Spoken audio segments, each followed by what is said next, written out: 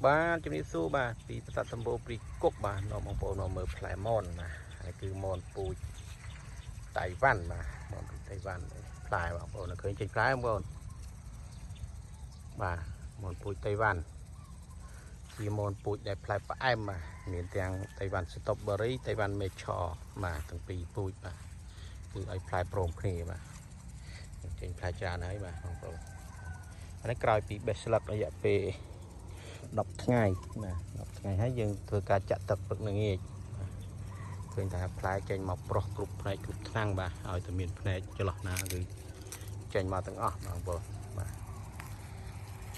ក្រោយបេះស្លឹក10 ថ្ងៃបាទគឺមែក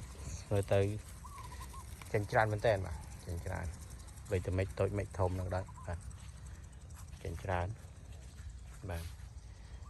នេះគឺដើមតិចតូចទៀតចេញច្រើនដែរបាទយើងក្រោយយើងដាក់ទឹកបាទទឹកងាករយៈពេល10 ថ្ងៃគឺថាចេញប្រុសបាទតៃវ៉ាន់ស្ទ្រអឺប៊ឺរីចេញយឺតជាងបាទនេះតៃវ៉ាន់ស្ទ្រអឺប៊ឺរីចាប់ដើមចេញបាទនេះលោកបាទនេះហ្នឹងគឺតៃវ៉ាន់ស្ទ្រអឺប៊ឺរីទឹកចេញតែតៃវ៉ាន់មេឆរចេញហើយចេញវិញវែងតៃវ៉ាន់មេឆរបាទចេញចឹងខុសគ្នាប្រហែលជា5 ថ្ងៃស្មានទៅថ្ងៃវារយៈពេលចេញបាទអានេះគឺមនពូជតៃវ៉ាន់បាទមនពូជតៃវ៉ាន់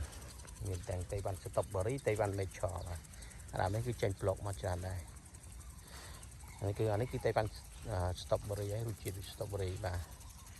ចឹងគឺផ្លែមនដែរផ្លែវែងហើយអត់ជូរផ្លែផ្អែមពេលទុំដល់តែផ្អែមបាទនេះគឺមនពូជតៃវ៉ាន់បាទយើងដាក់ sprinkler បាទបែបហ្នឹងគឺទឹកងាកបាទទឹកងាកពេលព្រឹកហើយពេលងាកព្រោះដើម្បីដេកសើមល្អ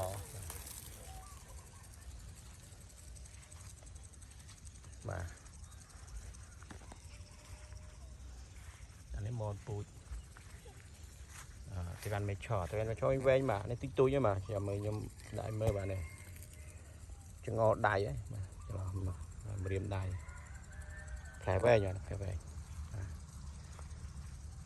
បាទយើងខ្ញុំក៏មានពូជសម្រាប់លក់ដែរបងប្អូនចាប់អារម្មណ៍ទេអាចតាក់ទងកំងបានបាទទីតាំងស្ថិតនៅភូមិសំរិទ្ធឃុំសម្បូរស្រុកប្រាសាទសម្បូរខេត្តកំពង់ធំបាទលេខទូរស័ព្ទ089 22 35 52បាទអរគុណច្រើន